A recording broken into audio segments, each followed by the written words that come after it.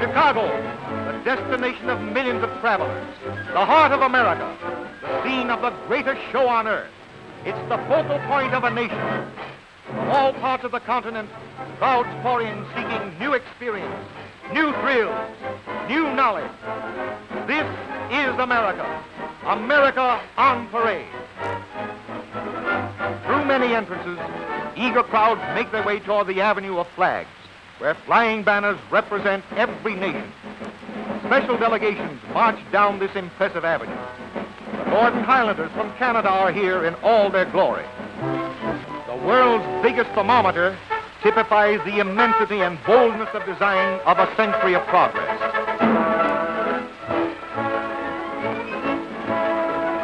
Joining the crowd in festive spirit, we go on toward the streets of Paris. The exterior represents a French steamship. The Latin Quarter of Paris is reproduced within.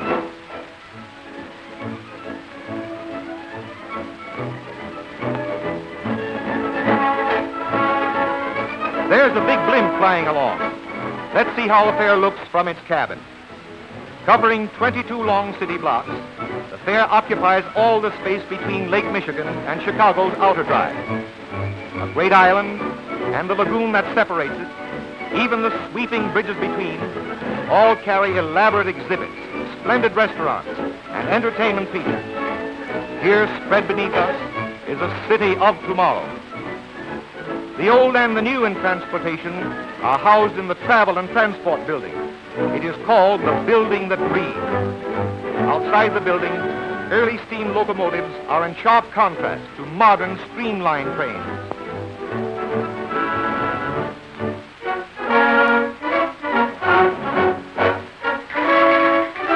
The Spanish Village represents a colorful bit of old Madrid. Daring aerialists thrill visiting crowds.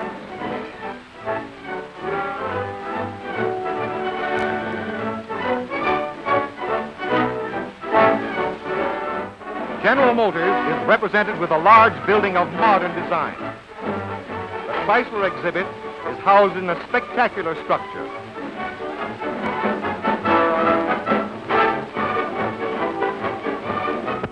Crowds are attracted by the Midget Village, populated by more than 100 merry-making Lilliputians.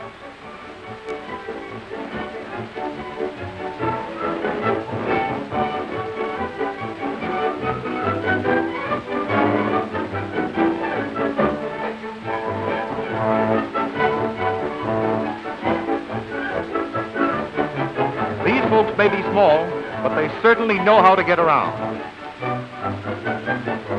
The long and the short of it. Hi, young feller. Transportation within a century of progress is rapid and inexpensive. Open-air buses in a never-ending stream cover the fairgrounds.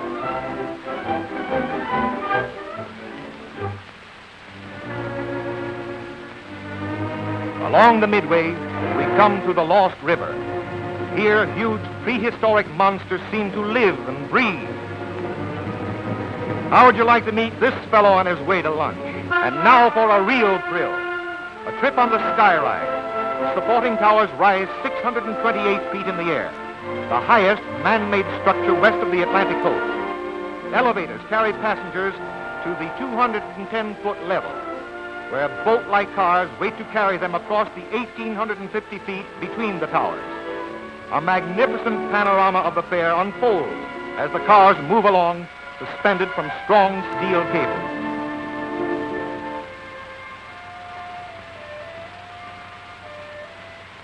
The impressive extent of a century of progress is more than ever apparent from this vantage point.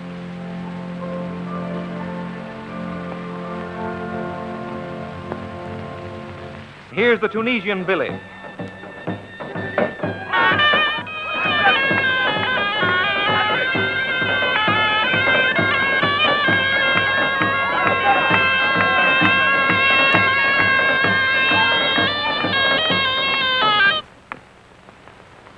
Ladies and gentlemen, this is the Tunisian village. As you see the name above the doorway, representing spanning northern Africa, the great Sahara Desert. Here is where you will see genuine Bedouins as they live on the desert. You will see the Arabian tumblers, gun spinners, sword fighters, and the dancing girls of Tunis, featuring Asia, who is conceded by the Bey of Tunis to be the greatest of all dancers. If she's good enough for the Bey of Tunis, she must be good enough for you. Tickets over here, 25 cents. Let's go, everybody. The spell of the Sahara Desert is brought to Chicago by these nomadic tribesmen, who intersperse their new-learned Western games with feats of skill and strength.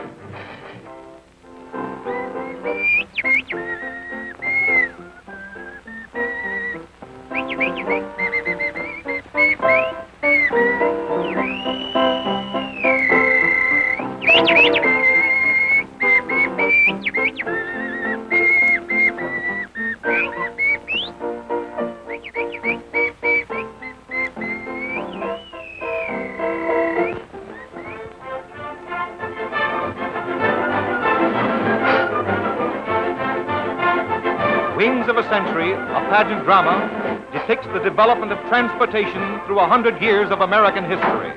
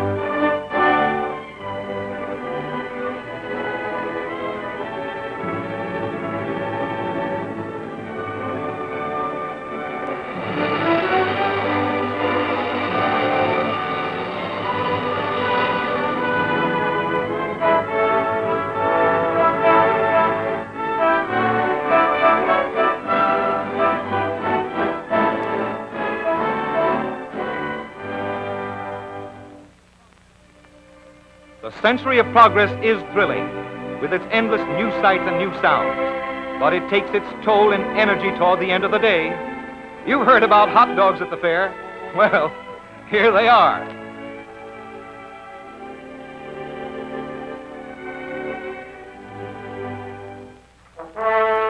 At night, the century of progress becomes a veritable fairyland of light and color.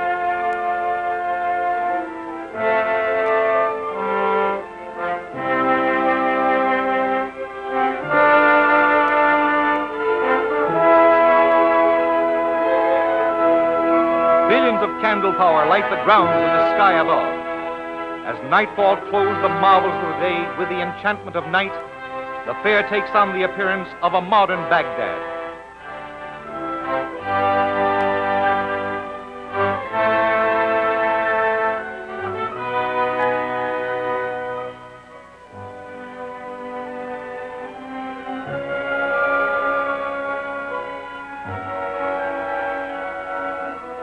On the Ford building alone, more lighting is used than illuminated the entire World's Fair of 1893.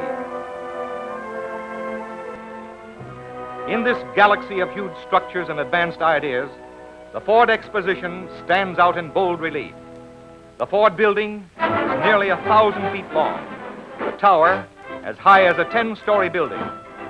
The Ford Exposition covers an 11-acre tract along the shores of Lake Michigan. It is surrounded by landscape gardens, from which the tall white walls of the building rise in striking contrast. It can be seen from almost any point in the fairground. Inside the gigantic rotunda, more than 60 antique vehicles brought from Henry Ford's own priceless collection at Dearborn tell the story of man's conquest for faster and more comfortable travel. An ancient chariot, the ox cart, the covered wagon, and early automobiles of many makes are there.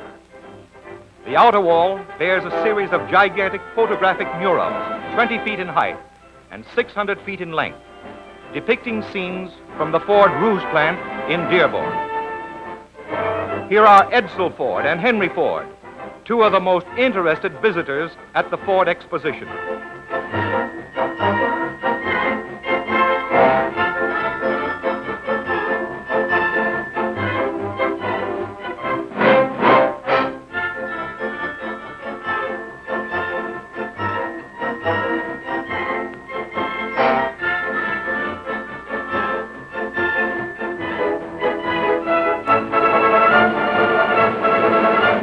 In the center of the huge open court, a revolving globe mat, 20 feet in diameter, shows on its surface the vast extent of the Ford industrial world.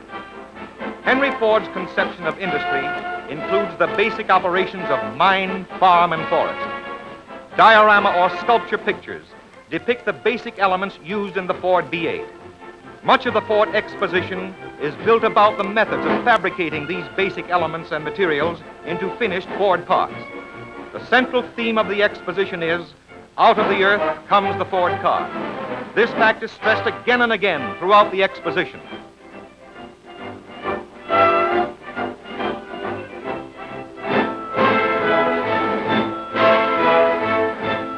More than 5,000 firms supply material for the building of the Ford B8.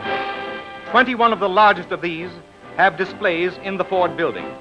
The industrial wing, which houses the exhibits, together with many others prepared by the Ford Motor Company, is larger than 2 football fields laid end to end. The building of speedometers for the Ford B8 is shown.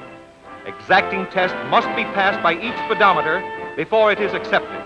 Ford speedometers tell the truth. They are born honest.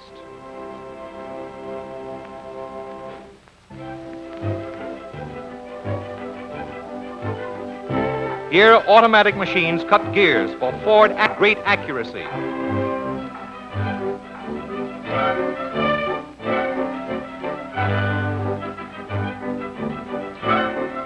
Even the gaskets for the Ford B8 must be carefully made to pass exacting tests for lasting qualities.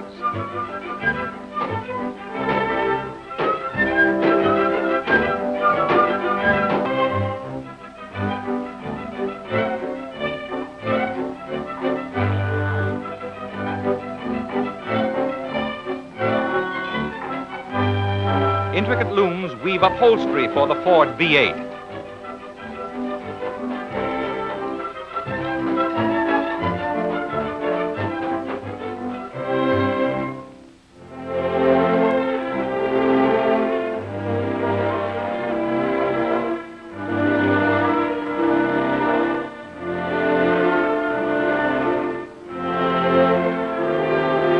Carburetors must satisfy expert testers. Here, precision plays a part in making the Ford V8 one of the fastest, liveliest, and most economical cars. A revolving display of parts for the Ford V8, many of which are never seen by the owner, form an interesting exhibit. Henry Ford has a keen interest in the practical education of youth. At the exposition, pupils from his trade school at Dearborn show how they learn to perform a useful part in the modern world of work and play. During a 4-year course, trade school pupils alternate between classroom and shop. This gigantic watch shows how automobile clocks operate.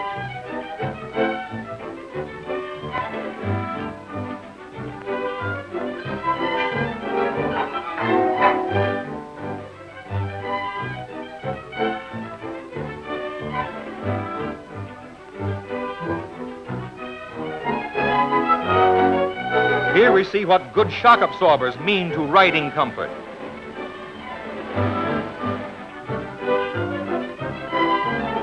A miniature mill reproduces the process of rolling steel ingots into strips.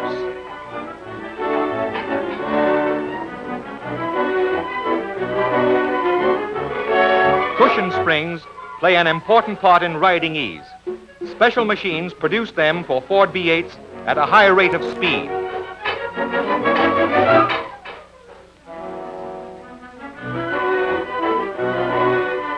Composition rollers, bearing the imprint of mahogany grain, impart a lasting finish to Ford V8 instrument panels. The safety of steel is combined with the beauty of wood. The sturdy, simple construction of the Ford car is shown by the dissected chassis, while a model motor, made entirely of glass, shows the inner workings of the Ford V8 engine. Sturdy Ford front axles offer resistance to a powerful twisting machine, but under extreme stress, bend without breaking. It is constant testing that ensures more quality. Here is a step in the preparation of rubber used in the making of tires, so vital to automobile operation. A battery of special welding machines forms the welded steel Ford wheel. So sturdy and strong is this Ford wheel that when suspended at the hub, 14 Ford cars can be hung from its rim. At the fair, 3 Fords are suspended from one wheel, but 11 more could have been added had space permitted. No wonder Ford owners feel safe.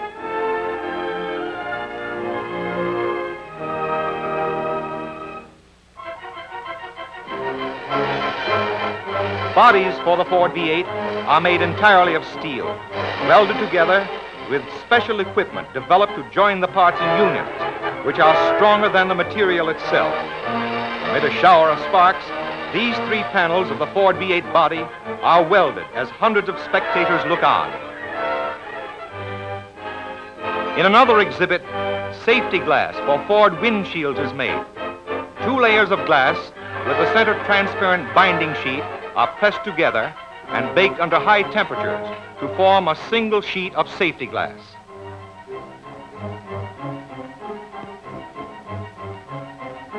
The edges are now sealed with a special waterproof preparation to prevent separation or discoloration.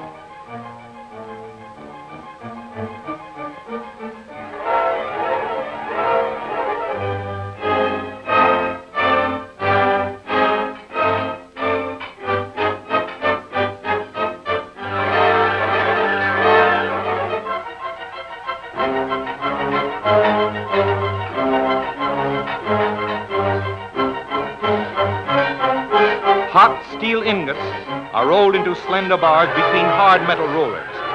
These bars are cut into length and after reheating are automatically formed to shape to become drag links, an important part of dependable Ford steering gear.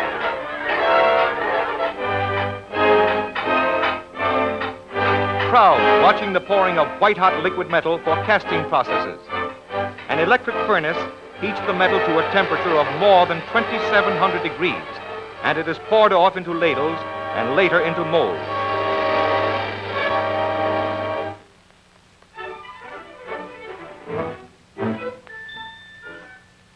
Flying shuttles, weaving upholstery cloth, never fail to prove fascinating.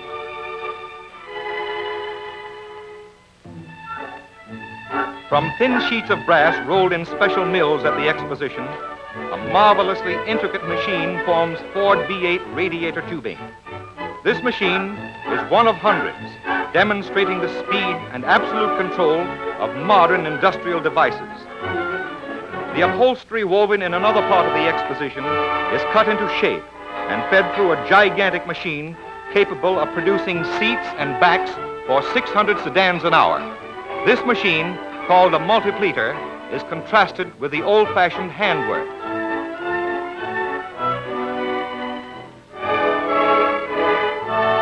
Skilled designers model and clay motor cars of tomorrow. A spacious balcony at the Ford building offers cool shade with an excellent view of Lake Michigan and the fair.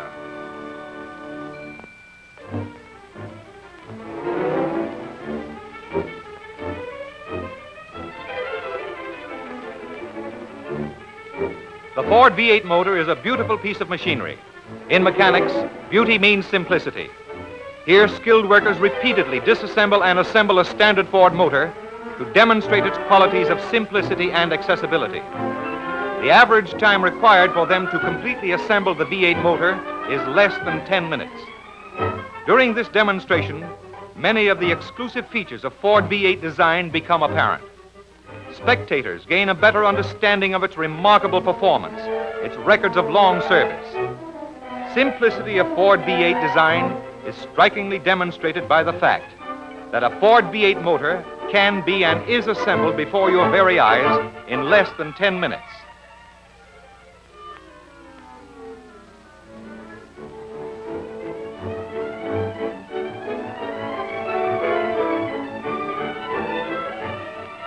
Aluminum cylinder heads are standard equipment on the 1934 Ford V8 passenger car engine.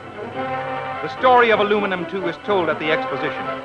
The molten metal is poured into a mold to emerge in the form of a V8 cylinder head. An escalator provides an easy approach to the balcony in the Ford Exposition building. Hexagon-headed bolts of uniform size and accuracy are produced from cold steel by a battery of automatic machines working with great rapidity. Even spark plug insulators for the Ford V8 are severely tested. If they can be lifted from a packing of dry ice more than 100 degrees below zero and suddenly thrust into a hot flame without breaking, they prove their ability to withstand punishment in actual use. Utilization of byproducts helps in quality manufacture. A Ford V8 contains more than 15,000 separate parts. Each of these, large and small, is displayed in this interesting exhibit.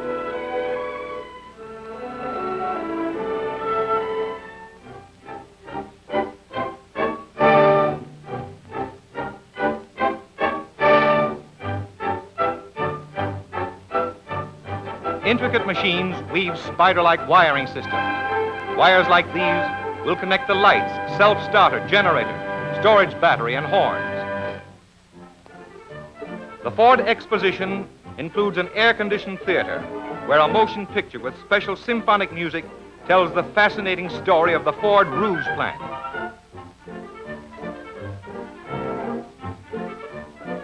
Nearby, the latest Ford and Lincoln models are on display.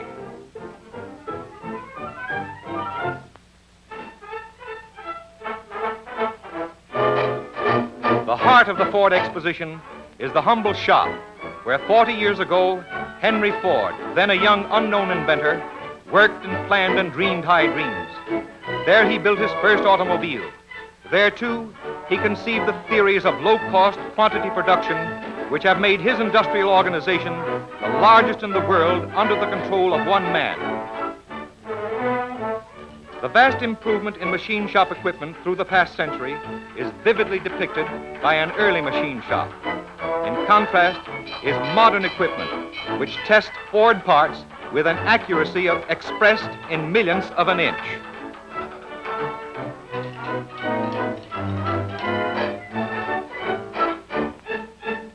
With one foot on the land and one in industry, America is safe, says Henry Ford.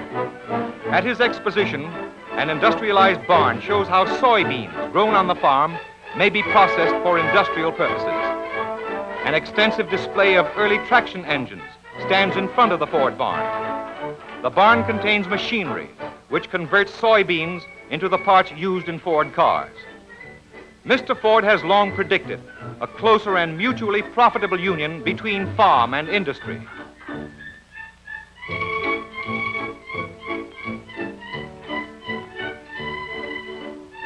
This Ford part was made from soybeans processed in the industrialized barn.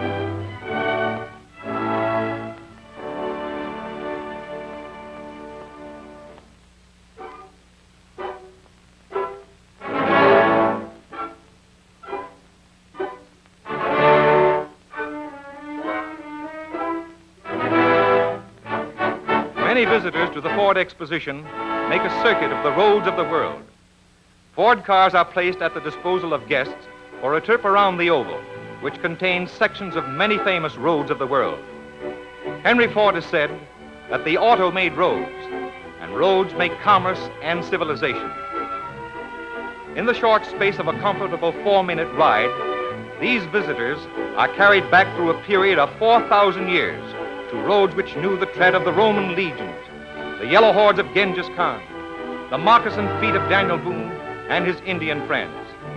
They see the bleaching bones of men and beasts as they rot beneath the fierce rays of the sun, beating down upon the great slave route across Africa. Here also are sections of roads from Germany, Belgium, Canada, Southern Africa, Asia, England, and many of the more modern types built in America today. Military roads, roads built exclusively for royalty, roads for slaves, all are there in this significant exhibit.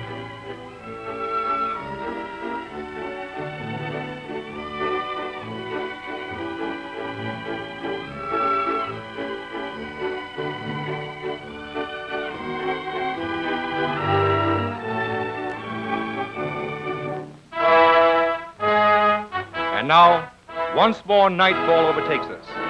We end our day at the Ford Exposition by joining the throngs who sit at twilight in the amphitheater where the Detroit Symphony plays daily.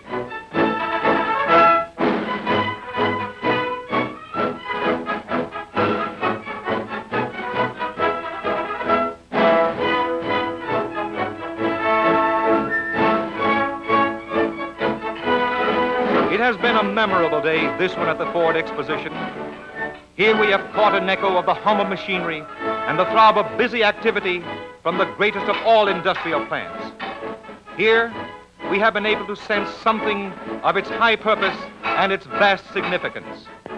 The Ford Exposition is at once the fulfillment of a promise and the realization of a dream. It is an indication of the future, a reassuring prophecy of another century of progress.